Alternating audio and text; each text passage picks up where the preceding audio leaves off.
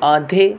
یا پورے سر میں درد سے نجات کے لیے یہ جو عمل ہے بڑا اکثیر ہے۔ اب میرے کچھ بہن بھائی جو ہیں وہ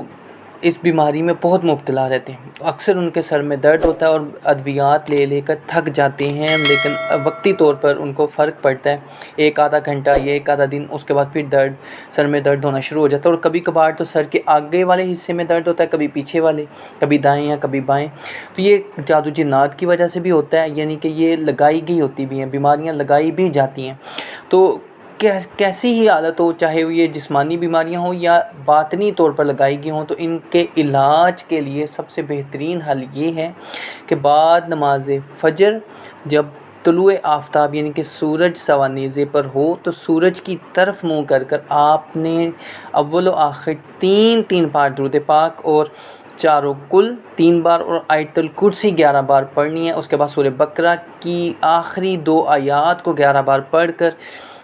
پانی پر دم کر لیں اور اس پانی کو پی لیں، اپنے ماتھے پہ دم کر لیں، سر میں جس حصے میں تکلیف ہے یا درد ہے یا آپ محسوس کرتے ہیں تکلیف کو، وہاں پر ہاتھ رکھ کر دم کریں، انشاءاللہ تعالیٰ فوراً افاقہ ہوگا۔ اور یہ درد چاہے جادو جنات کی وجہ سے ہو یا ویسے ہی ہوتا ہو یا کسی بھی طرح سے، یعنی کہ کیسا بھی سر میں درد ہوگا، انشاءاللہ تعالیٰ اللہ کے حکم سے فوراً غائب ہو جائے گا۔ دعا میں یاد رکھیے گا۔ السلام علیکم ورحمۃ اللہ۔